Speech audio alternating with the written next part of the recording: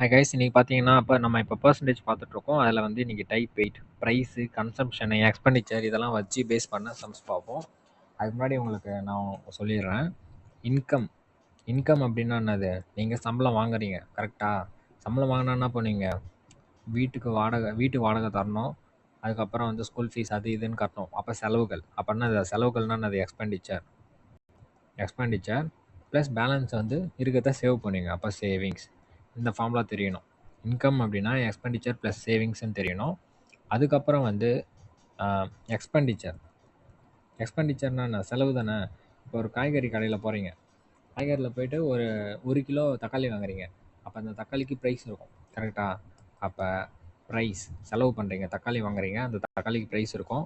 Into எவ்வளோ வாங்குறீங்க? 1 kilo வாங்குறீங்களா, 2 கிலோ வாங்குறீங்களா அப்படின்னு பார்ப்பீங்க. அப்போ கன்சப்ஷன். இது ஒரு ஃபார்முலா கிடையாது, இது ஒரு பேசிக் திங் தான். அதெல்லாம் உங்களுக்கு நான் சொல்கிறேன், நோட் பண்ணிக்கங்க.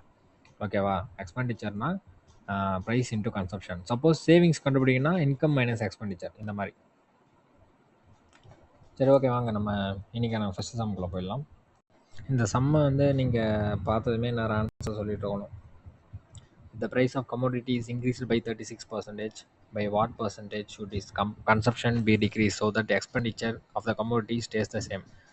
AB rule போட்டு அடிச்சாச்சு. இந்த சம்மு பார்த்ததுமே நீங்கள் ஆன்சர் சொல்லணும். அப்போ இன்க்ரீஸ்னா என்னது? +36/100. அப்போ என்ன பண்ணது? கேன்சல் பண்ணிக்கலாமா?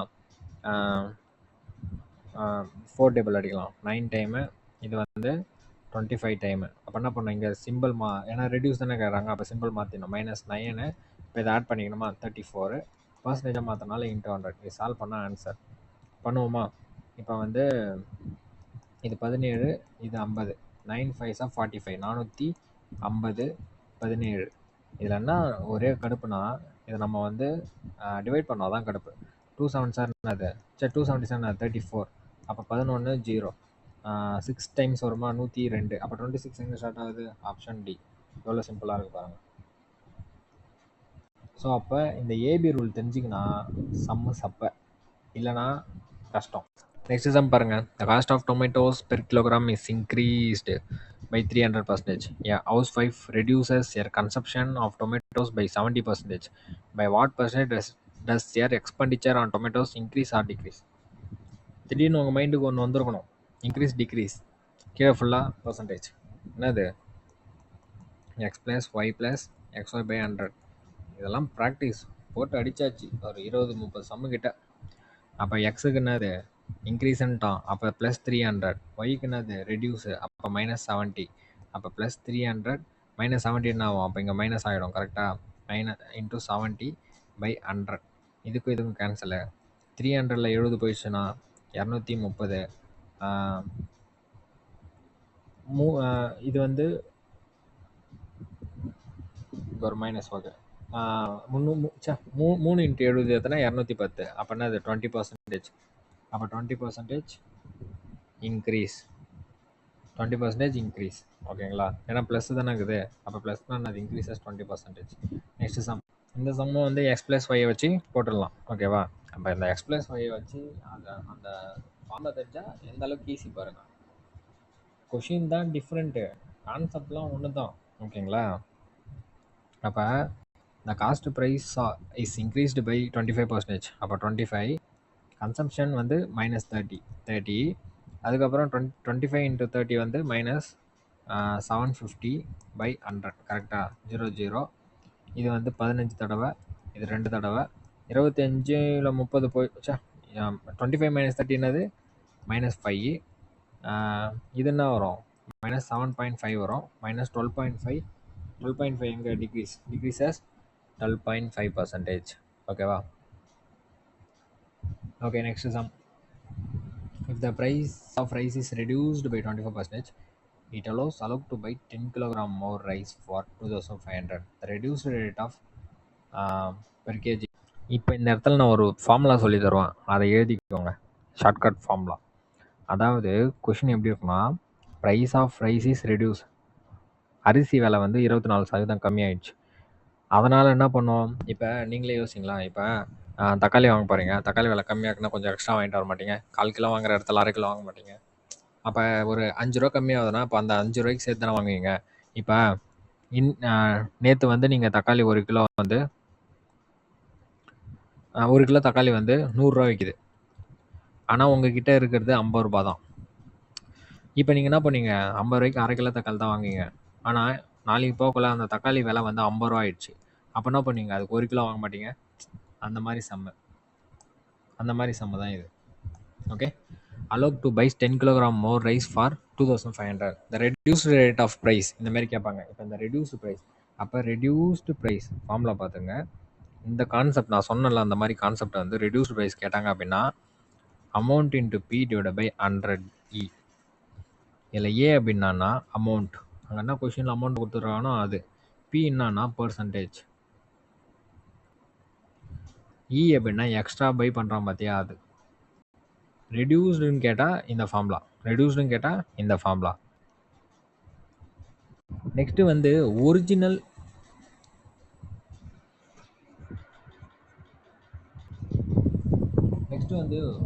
ஒரிஜினல் ப்ரைஸ்னு கேட்பாங்க. என்ன கேட்பாங்க, ஒரிஜினல் ப்ரைஸ் அப்படின்னு கேட்பாங்க. இதே மாடல் தான், பட் ஒரிஜினல் ப்ரைஸ் என்னன்னு கேட்பாங்க.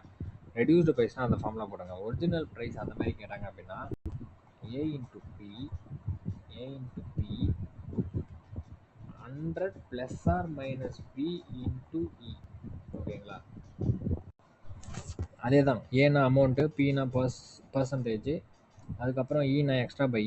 இங்கே கொஷினில் இன்க்ரீஸ்னால் ப்ளஸ், இன்க்ரீஸ்னு கொடுத்துருந்தா வச்சுக்கோங்க, இன்க்ரீஸ்னு கொடுத்துருந்தா 100 ப்ளஸ் பின்னு போடணும். அப்போ பின்னா பர்சன்டேஜ். சப்போஸ் டிக்ரீஸ் அப்படின்னா 100 மைனஸ் பின்னு போடணும். ஓகேங்களா, இந்த 2 formula very very important. Note பண்ணிங்க. ஓகே, இப்போ நமக்கு என்ன கொடுத்துறாங்க, ரெடியூஸ் ப்ரைஸ் தான் கொடுத்துறோம். அப்போ டேரெக்டாக சப்ஸ்டியூட் பண்ணுமா. அமௌண்ட் என்னது 2500 இன்ட்டு பின்னா என்ன பர்சன்டேஜ் 24. 24% 24 போடணும், 24/100 போடக்கூடாது. ஓகேங்களா, அதுக்கப்புறம் எக்ஸ்ட்ரா 100, எக்ஸ்ட்ரா எவ்வளோ 10 கேன்சல் பண்ணுமா. 0 கேன்சலு. இது 2 5 10, 5 5 25, இது 12 இஸ் ஈக்குவல் டு 60. பார்த்தீங்களா, ரெண்டே ஸ்டெப்பில் ஆன்சர், ஒரே ஃபார்முலா தான். Amount into P divide by 100 extra by. ஓகேங்களா, இந்த ஃபார்முலாவை மனப்பாடம் பண்ணிக்கோங்க, நோட் பண்ணிக்கோங்க. Very very very very important formula. ஓகேங்களா, நெக்ஸ்ட் சம் போகலாம். A reduction of 20% in the price of sugar enables a person to buy 5 kg more for 200. What is the original price? பார்த்தீங்களா, original price சொல்லிட்டான். அப்போ original price formula என்னது, amount into B divided by 100 plus R minus B into E. இதான formula. Okay, இப்போ amount என்ன கொடுத்துருக்கான் 200, percentage என்னது 20, என்ன கொடுத்துருக்கான் ரிடக்ஷன் என்னது, அப்போ கம்மியாக இருக்குது. அப்போ என்ன பண்ணோம், மைனஸ் யூஸ் பண்ணோம். அப்போ 100 மைனஸ் பி என்னது 20.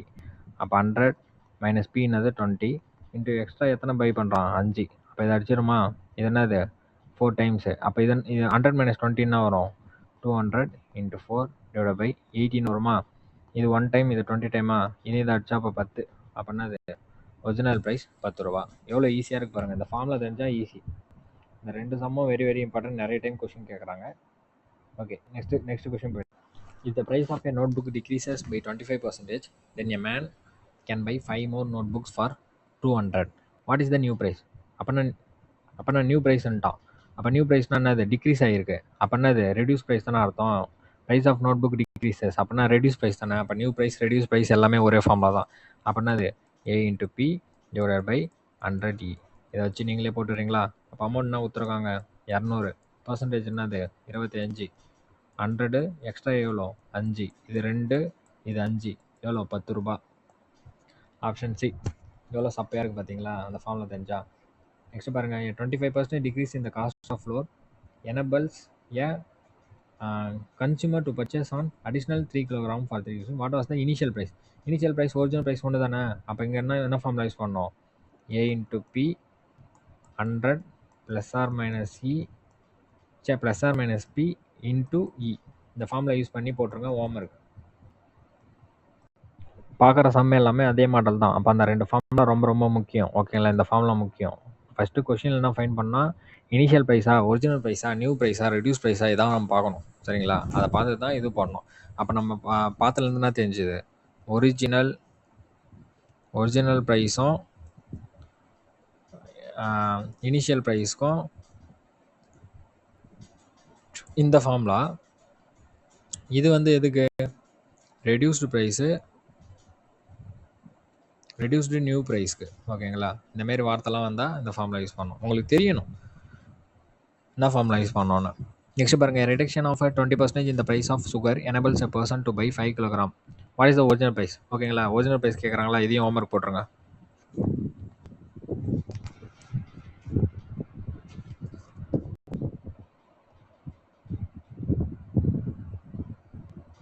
ஓகே, அவ்வளோதான். இதையும் ஹோம்ஒர்க் போட்டுருங்க. நெக்ஸ்ட் வீடியோவில் நம்ம பார்த்துடலாம். மெயினாக உங்களுக்கு வந்து ஒரிஜினல் ப்ரைஸு, இனிஷியல் ப்ரைஸ், அதாவது இந்த ஃபார்முலா வந்து A into B divided by 100 plus R minus B into E. அதுக்கப்புறம் reduced price or new price, அதோட ஃபார்முலா வந்து ஏ இன்ட்டு பி 100 இ.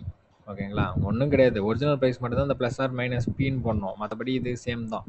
இந்த 2 ஃபார்முலா வெரி வெரி இம்பார்ட்டன்ட். எத்தனை சம் போட்டோம் பார்த்தீங்களா? வேறு எதுவுமே நம்ம போடல, ஜஸ்ட் அப்ளை பண்ணிட்டோம். நெக்ஸ்ட் வீடியோவில் நம்ம வேறு மெத்தடில் சந்திக்கலாம்.